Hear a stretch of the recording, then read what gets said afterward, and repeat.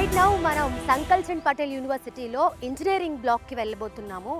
ఇంకొక ముఖ్యమైన విషయం మీకు చెప్పాలండి, ఈ కాలేజ్ని 1942లో స్థాపించడం జరిగింది. ఇంకా అప్పటికి మనకి ఫ్రీడమ్ కూడా రాలేదు. సో అప్పటి నుంచి వీళ్ళు ఈ ఎడ్యుకేషనల్ ఇండస్ట్రీలో ఉన్నారు.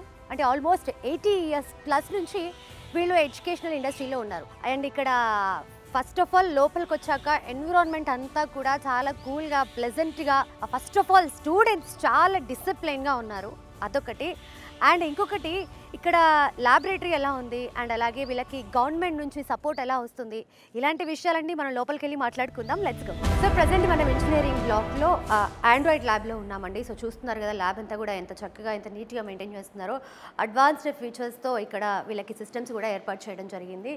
అండ్ ఇంకొకటి మనం ముఖ్యంగా మాట్లాడుకోవాలండి ఈ విషయం గురించి, అదేంటంటే కనుక పిల్లలకి ప్రాక్టికల్ నాలెడ్జ్ అనేది చాలా important. Okay, general knowledge okay, but practical knowledge ఉంటేనే వాళ్ళకి ఫర్ సపోజ్ తర్వాత జాబ్ చేయడానికి కావచ్చు, లేకపోతే వాళ్ళ ఫ్యూచర్ కోసం కావచ్చు, ఇదే బాగా యూజ్ అవుతుంది. దీనికి సంకల్చంద్ పటేల్ వాళ్ళు చాలా ఇంపార్టెన్స్ ఇస్తారని చెప్పాలి.